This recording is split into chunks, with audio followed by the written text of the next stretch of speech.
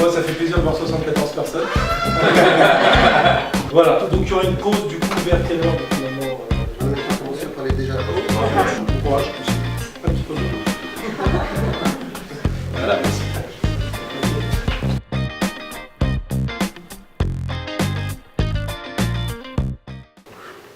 Bien, bonjour à tout le monde. Je félicite ceux qui sont arrivés à peu près à l'heure.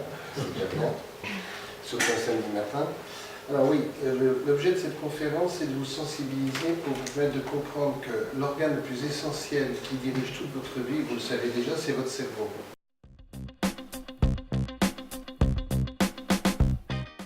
Retenez bien que le cerveau ne s'use que si on ne s'en sert pas. Et pourquoi ceci est important, c'est qu'avec l'allongement de la durée de la vie, le cerveau est face aux maladies de vieillesse qui s'appelle la maladie d'Alzheimer, qui touche actuellement 1 million de personnes en France, qui en touchera le double d'ici 10 ou 15 ans. Plus les gens vont vivre mieux, plus cette maladie va se développer et apparaître. Quand l'espérance de vie en 1900 était de 60 ans pour les hommes et 55 pour les hommes et 60 pour les femmes, on disait papy est sénile, c'est terminé. Mais maintenant avec les pacemakers et tout, on arrive à 80, 85, 90, 95, ils sont tout justement, regardez les feux de l'amour assis dans un fauteuil, je veux dire, c'est quand même pas terrible dans les maisons de retraite. Donc, regardez simplement la longévité des créateurs. Prenez tous les grands créateurs, hommes politiques, hommes de pouvoir, ils travaillent quasiment jusqu'à leur mort, parce qu'ils se font plaisir tous les jours. Donc le cerveau s'use si on ne s'en sert pas. Alors maintenant, qu'est-ce qui fait qu'un génie se sert différemment de son cerveau d'un autre? Tout simplement, c'est à cause de...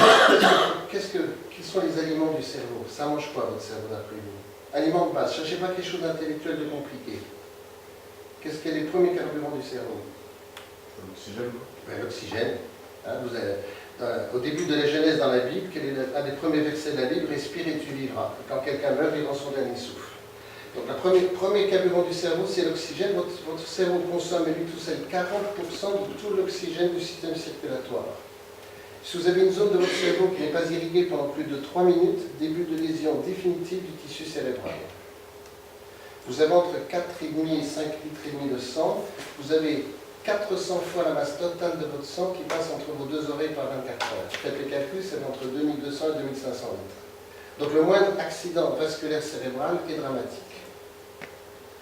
Donc le cerveau, c'est d'abord de l'oxygène. Deuxième aliment du cerveau, qu'est-ce que ça mange? Du glucose, du sucre. 4 grammes par heure. Quand on fait le Mont Ventoux du Tour de France, on a 8 grammes. C'est pour ça qu'ils ont besoin de se doper. 4 grammes par heure de glucose. Si vous êtes dans l'hypoglycémie, vous avez une baisse de mémoire, de concentration, de capacité intellectuelle. Il y a du sucre dans tout ce qu'on mange, même dans des aliments évidemment non sucrés. Et troisième aliment du cerveau, aussi important que l'oxygène et le glucose, et là ça devient déterminant pour les performances, qu'est-ce que ça peut être? Le plaisir sous toutes ses formes, spirituelles, sexuelles, émotionnelles, intellectuelles. Vous ne pouvez être performant que si votre cerveau éprouve du plaisir.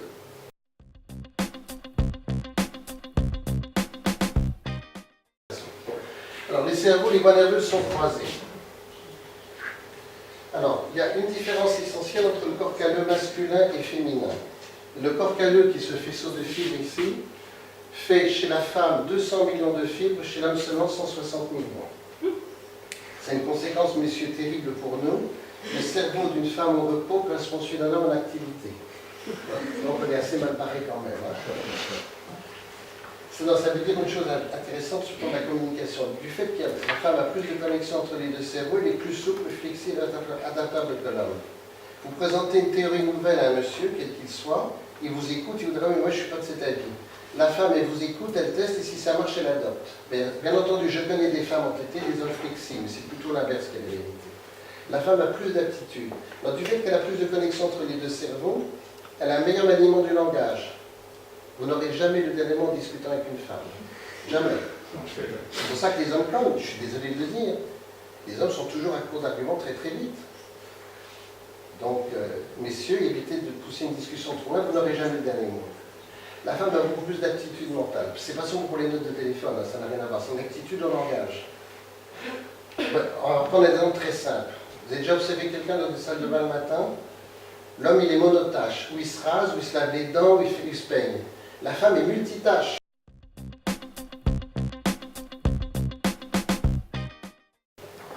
L'homme, depuis 1 million d'années, a développé 3 cerveaux superposés.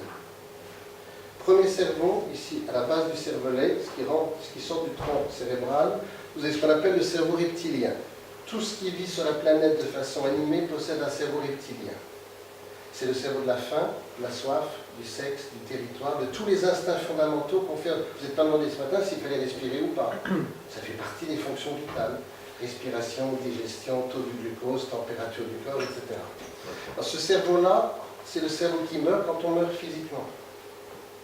C'est le cerveau de la vie, de la survie. C'est du Pavlov à l'état pur. Alors pourquoi ceci est important aujourd'hui? C'est que ce cerveau-là va gérer toute autre communication non verbale. Tous les gestes, postures, attitudes du corps sont pilotés en réalité par le cerveau reptilien. Je vous donne le poids, on le verra tout à l'heure en détail, ça pèse pour 55% dans l'acte de communication aujourd'hui. Ce cerveau primitif, ce cerveau non verbal, représente 55% dans l'acte de communication. C'est le cerveau primitif. Ensuite, quand l'être humain a commencé à se redresser en Éthiopie, la fameuse Lucie de M. Coppens, c'est développé ce qu'on appelle le système limbique.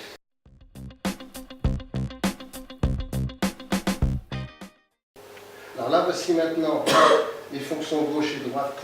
On va les voir avec des preuves scientifiques dans quelques instants. Le cerveau gauche, c'est analyse, langage, parole, écriture. Le reste, c'est de l'autre côté. Il y a une erreur, je ne sais pas ce qui s'est passé. Chiffres, logique ou de détail. Le cerveau droit. Chacun de nous, bien entendu, se sert de ces deux hémisphères du cerveau.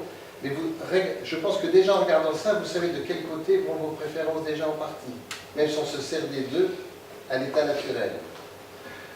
Alors, si on croise les deux systèmes, je voudrais le slide suivant si possible. Non, reviens là avec excusez-moi, Gary. Alors, je vais vous expliquer maintenant comment on a trouvé tout ça. Les travaux décisifs sur le cerveau remontent, c'est très récent, à la fin des années 50. En 1958-59, au Caltech de Pasadena, une équipe de recherche du professeur Sperry a voulu soulager des gens qui faisaient des crises d'épilepsie. Alors, qu'est-ce que c'est qu'une crise d'épilepsie? C'est un orage électrique qui commence dans votre tête et qui va gagner toutes les zones du cerveau. Et M. Sperry a une idée tout à fait intéressante. Puisqu'une crise d'épilepsie, ça commence dans une zone et ça se propage partout, parce que tout est connecté dans le cerveau, si je coupe le corps calleux qui sépare les deux hémisphères du cerveau, j'ai empêché la crise d'épilepsie de passer de l'autre côté du cerveau et je vais soulager au moins de 50% l'intensité des crises. Donc on fait cette opération sur 4 personnes qui souffraient le martyre. Parce que vous savez, une crise d'épilepsie, c'est comme un éternuement. C'est marrant 5 secondes, mais quand ça dure toute la journée, c'est intenable. C'est des gens qui faisaient des crises d'épilepsie à répétition. Donc on fait cette opération, ça s'appelle une commissurotomie, on sépare les deux hémisphères chirurgicalement du cerveau, et quelques jours après l'opération, on commence à faire des tests, et là ça devient absolument extraordinaire. Pourquoi? Du fait qu'il n'y a plus aucune communication entre le cerveau gauche et le cerveau droit, ça permet d'observer le fonctionnement de chacun des deux cerveaux complètement séparément, avec 100% de certitude. Alors les conséquences sont colossales en communication. Parce que ce que je vais vous montrer maintenant, c'est pas une théorie psychologique, c'est la preuve physiologique que les deux cerveaux n'ont pas du tout les mêmes fonctions. Donc la manière dont vous allez vous en servir inconsciemment va avoir des conséquences énormes dans votre communication.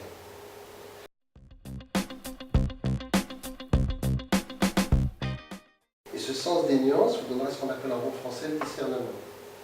Et le vocabulaire se développe uniquement par la lecture, pas par les textos, des trucs comme ça, je suis désolé. C'est le principe que tout le monde à la base des choses organisées. Non, pas du tout. Les choses organisées, vous allez les acquérir en vous cultivant. Mais le choix des mots, il est non. par les mots. En lisant un grand auteur qui vous plaît, vous allez retenir telle ou telle expression qui vous plaît plus que d'autres, qui vous parle plus, c'est vous qui...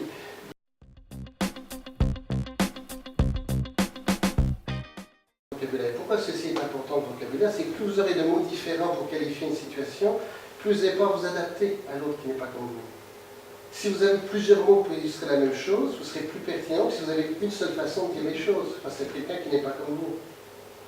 Donc vous allez amplifier votre vocabulaire par la lecture. Par la lecture de tous les grands auteurs qui ont écrit les langues.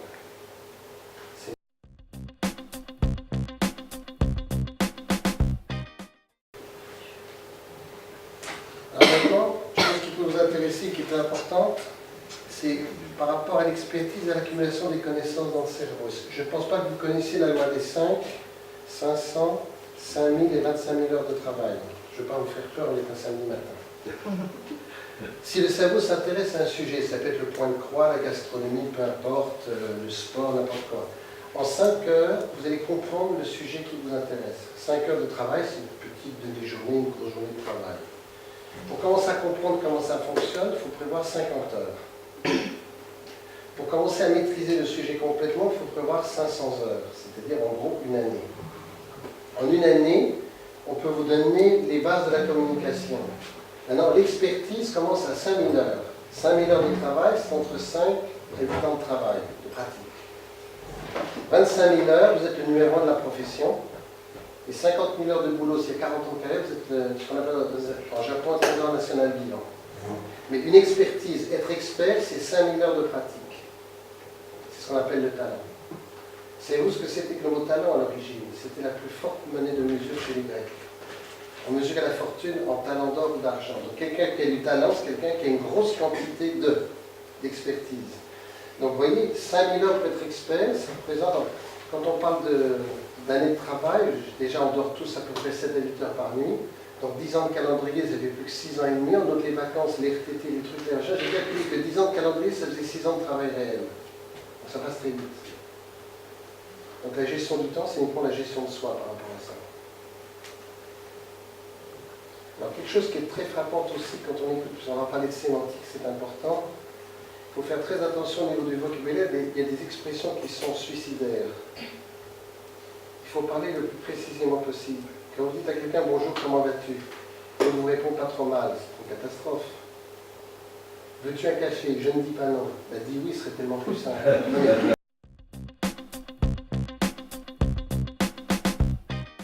Je m'explique. La plus grande erreur que puisse faire un être humain, c'est d'avoir peur d'en faire une. Si vous avez une décision à prendre, même si elle est difficile, vous n'êtes pas sûr toujours que ça va marcher à 100%. Et quand vous décidez, vous avez de l'énergie. Par contre, quand vous ne savez pas quoi faire, vous n'avez pas d'énergie. Décision égale énergie. Et ça, c'est la clé. Il faut jamais, pour avoir de l'énergie, si on ne sait pas quoi faire, on n'a pas d'énergie pour décider. Donc ces gens-là vont utiliser la non-solution comme solution. Mais on verra bien ce que la vie nous réserve. Quand la vie s'impose à vous, c'est tout à fait autre chose. Ça plaît nettement moins comme programme. Hein. Donc ils vont utiliser la non-solution comme solution de vie.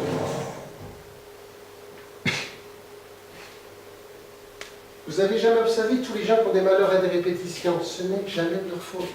C'est la faute à pas de chance, c'est la faute au destin, c'est la faute à la société, c'est la faute... Mais il n'y a aucune remise en cause personnelle de leur point de vue. Et c'est pour ça qu'ils recommencent un peu les névroses. C'est jamais de leur faute à eux, parce qu'ils ne veulent pas être remis en cause personnellement. Quand la nature ne marche pas à répétition, c'est que c'est nous qui avons une mauvaise vision de la chose, tout simplement. Alors ici, pour la lettre R, vous avez le choix entre rancune, regret, remords ou repentir. Toutes les catégories psychologiques négatives, et à l'arrivée, échec et mat garantie sur facture. Ça, c'est la programmation mentale inconsciente des différentes composantes de l'échec dans la vie. Alors, on va regarder ce qui est beaucoup plus sympathique, c'est le logiciel du succès. Alors, quand je dis succès, ce n'est pas un compte à 6 numéros en Suisse comme Cahuzac, forcément. Pour moi, le succès, c'est l'accomplissement personnel et professionnel de façon épanouissante et positive. Si en plus il y a des sous, tant mieux. C'est pas la nécessité absolue. Alors, pour le logiciel du succès,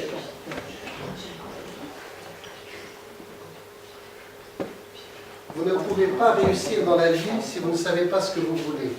Donc la première chose à savoir dans la vie le plus tôt possible, c'est le sens de sa direction.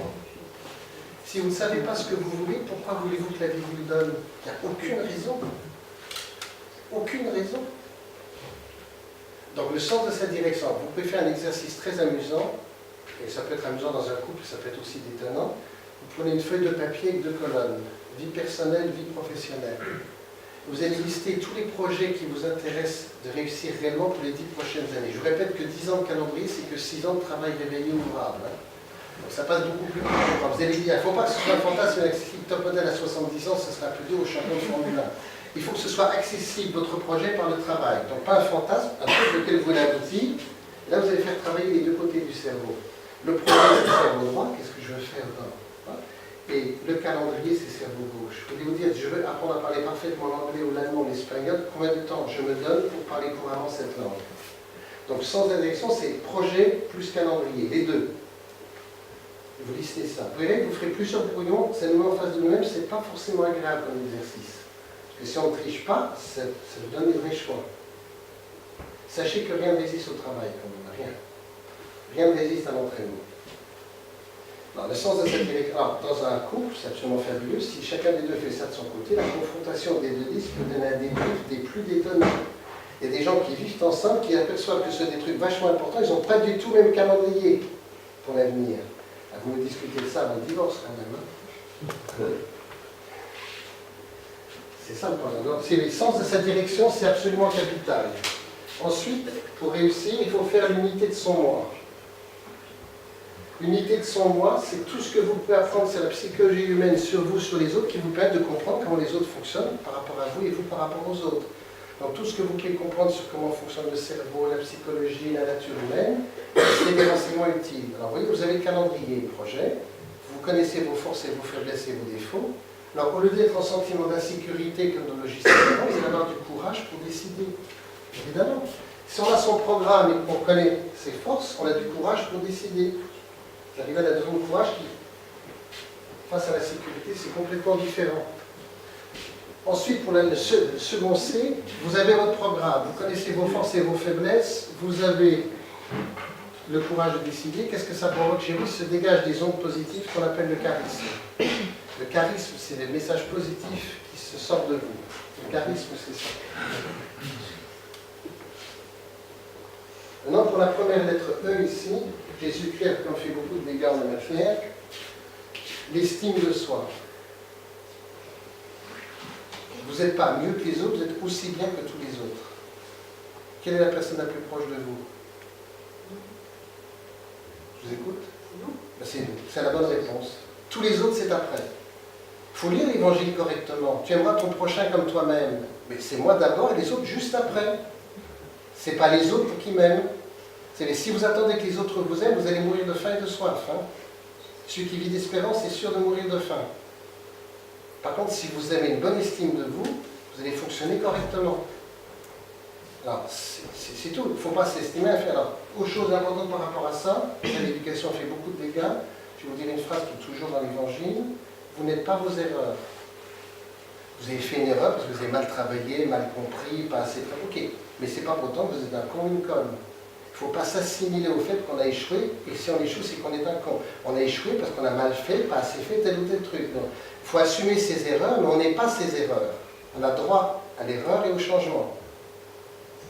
Et ça, c'est très, très, très important. Vous n'êtes pas vos erreurs. Vos erreurs sont dues à une absence de travail, de volonté, ou Dieu sait quoi. Mais c'est pas parce qu'on a échoué une fois qu'on est mauvais. Vous savez, quand on voit toutes les grandes carrières de gens qui réussissent, leur chemin est pavé de défaites. Hein. La victoire n'apprend rien, c'est la défaite qui fait avancer dans la vie. Vous voyez les gens arriver au sommet, que ce soit Steve Jobs ou n'importe qui, il faut voir ses 20 premières années. Il a travaillé comme ouvrier typographe à la Silicon Valley. Enfin, il est arrivé à la fin être Steve Jobs, mais il y a eu des années de travail de prévention que les gens oublient. Ils voient le succès final, mais il y a eu bien des années avant.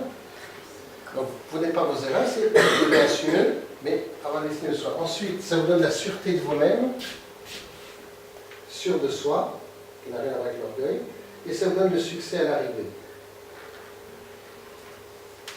Voilà rapidement, alors si vous voyez, la chance ou la malchance, c'est un jeu de hasard et de probabilité. Par contre, la configuration mentale de fabriquer de la chance, c'était une démarche mentale de notre part. Napoléon, quand il devait nommer un général d'armée, posait une seule question. Il est courageux, il sait se battre, ok, a-t-il de la chance?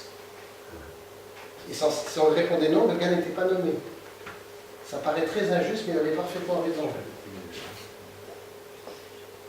Par contre, si vous parlez négativement de vous-même, si votre vocabulaire est truffé de négation, ça ne marchera pas. La façon de parler va influer sur votre façon de vivre, inconsciemment. Non, il ne faut pas confondre hasard, probabilité et chance. C'est des notions complètement différentes. La chance, c'est fabriqué ou non par nous. Une fois qu'on le comprend, est-ce que j'ai répondu en partie à votre question? Oui. Bon. C'est ça, il faut juste prendre conscience, si vous voulez.